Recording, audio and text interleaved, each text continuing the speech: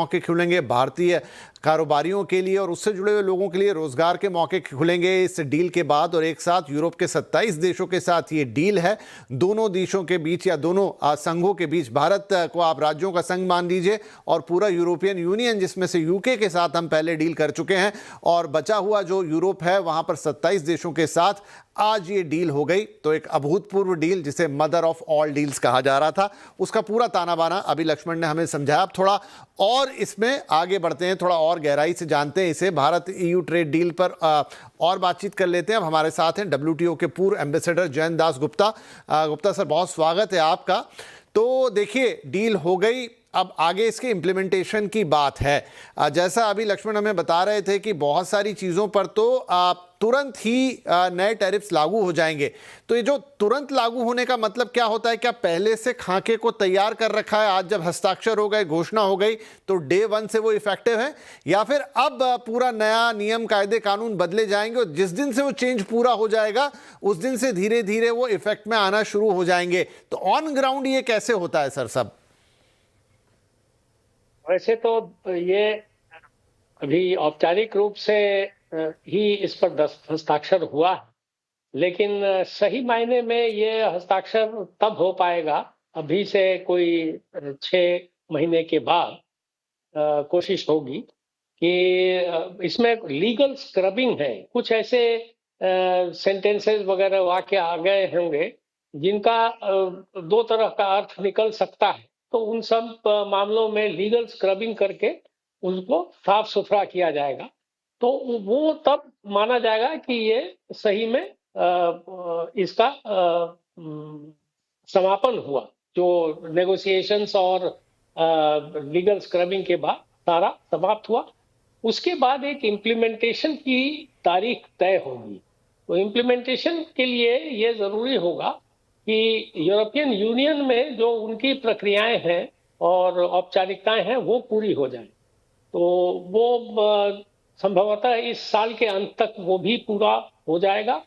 और कोशिश ये रहेगी कि चाहे इस साल के अंत में या अगले साल के पूर्वार्ध में किसी तारीख से इसको लागू किया जाए। तो हस्ताक्षर करना, यूरोपियन पार्लियामेंट से इसकी सहमति लेना और भारत की ओर से भी जो प्रक्रियाएं हैं वो पूरी कर ली जाएंगी। भारत में सहमति संसद से लेने की जरूरत नहीं पड़ती है, लेकिन हस्ताक्षर के बाद उसको सहमत में संसद के पटल पर रखा जाए सूचना के लिए। और उसके साथ ही साथ एक तारीख तय करनी पड़ेगी दोनों पक्षों की ओर से जिस तारीख से ये लागू हो। तो जिस दिन से ये लागू होगा, फर्ज कीजिए कि 1 जनवरी 2027 से लागू हुआ, तो उस तिथि से भारत के जो करार है कि ये आयकर, ये शुल्क में, आयात शुल्क में कटौती की जाएगी, वो जो पहला किस्त होगा, जैसे 5 किस्तों में इसको लागू करने की बात भारत ने की है, तो पहला किस्त उस दिन से तय हो जाएगा। और जो यूरोपीय यूनियन है उनकी ओर से जो लागू किया गया है कि 0 पर ले आएंगे आयात शुल्क को, तो वो उसी दिन से उपलब्ध हो जाएगा भारतीय जी। तो तकरीबन साल भर का वक्त समझ लें हम, 11 महीने के आसपास की इसकी जो निटी-ग्रिटी है, पीछे का जो पूरा होमवर्क है वो करने में जाएगा और फिर वो लागू होना शुरू हो जाएगा और अलग अलग चरणों में लागू हो जाएगी डील।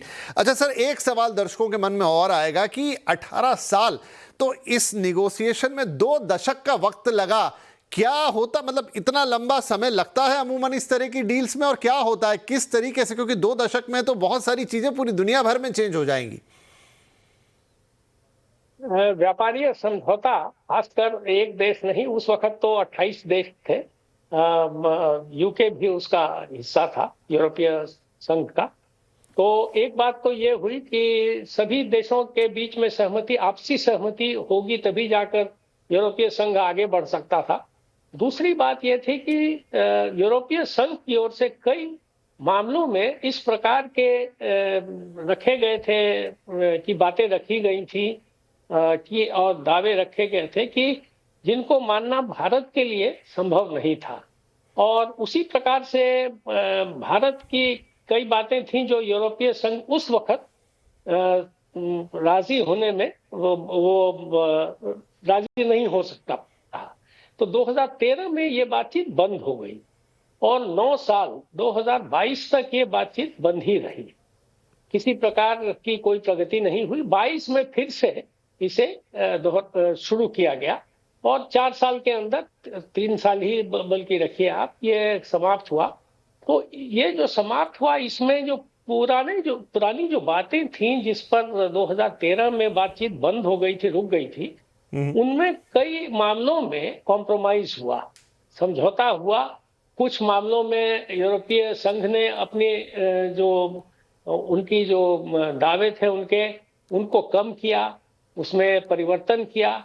और भारत की ओर से भी जो बातें थी, जैसे वाइन्स एंड स्पिरिट्स की ही बात आप लीजिए या ऑटोज की बात लीजिए, तो इनमें सब में एक कॉम्प्रोमाइज सोल्यूशन निकाला गया, ढूंढा गया।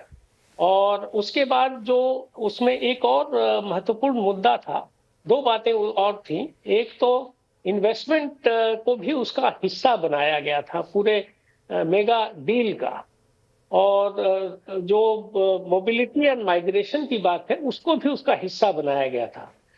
अब की जो बात जो डील हुआ है उसमें इन दोनों को अलग रखा गया, बस उस पर साथ ही साथ बातचीत चल रही है जी। तो उसमें अगर उन बातों पर कोई निष्कर्ष नहीं पहुंच पाता है या कोई रुकावट होती है, तो जो मेन व्यापार का मुद्दा है वो आगे बढ़ जाएगा, वो समाप्त माना जाए नहीं जाएगा। ठीक है, तो मतलब एक फ्लेक्सिबिलिटी पैदा की गई यहाँ पे ताकि हम आगे बढ़ सके, किसी एक पर्टिकुलर मुद्दे के कारण डील रुके ना, और हमने देखा कि आज ये ऐतिहासिक डील संपन्न हो गई। बहुत बहुत शुक्रिया सर हमारे साथ जुड़ने के लिए और हमें थोड़ा और इन डेप्थ एनालिसिस देने के लिए कि कैसे हम इस मुकाम तक पहुंचे, 18 साल का वक्त क्यों लगा, इस डील के मायने क्या रहे और अब इसके एक्चुअल ऑन ग्राउंड इंप्लीमेंटेशन में कितना रास्ता और बचा। बहुत बहुत शुक्रिया।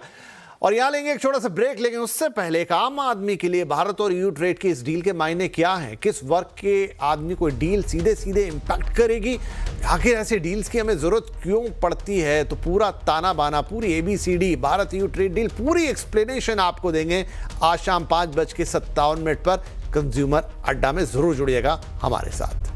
बजट की 1 फरवरी को बजट पेश होने वाला है। आने वाले बजट से घर के बजट का हिसाब किताब रखने वाली हाउसवाइफ्स की क्या उम्मीदें हैं, जानने की कोशिश की हमारी संवाददाता दीपाली नंदा ने।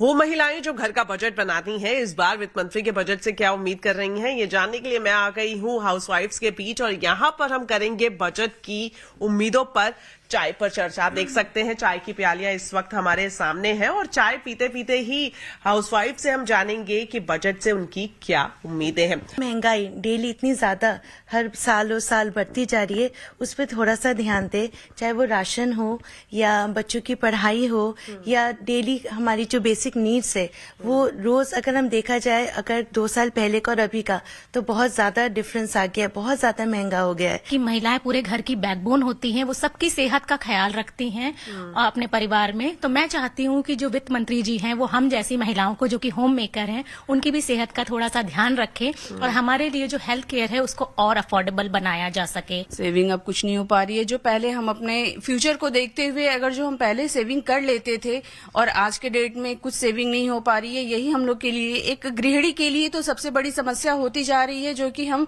फ्यूचर के बारे में सोच नहीं पा रहे हैं। मैं एक छोटा बिजनेस स्टार्ट करना चाहती हूँ, जस्ट एज एक क्लाउड किचन। तो क्लाउड किचन के लिए हमें एक कैपिटल की जरूरत पड़ती है, पैसे की जरूरत पड़ती है, जो इस महंगाई में हमारे लिए पॉसिबल नहीं है सेव कर पाना। तो मैं चाहती हूँ सरकार की तरफ से हमें कुछ हेल्प मिले, जिससे हम अपना ये जो सपना है अपने परिवार को सपोर्ट करने का, वो पूरा कर पाए। जो बच्चों की स्कूल की फीस, प्राइवेट स्कूल की फीस बढ़ रही है, हर साल बढ़ जाती है, उसको थोड़ा कम किया जाए। स्कूल की बसेस हैं, ड्रेसेस हैं, उनकी बुक्स हो गई, वो सारी जो इतनी हाई हो गई है उसे थोड़ा कम किया जाए।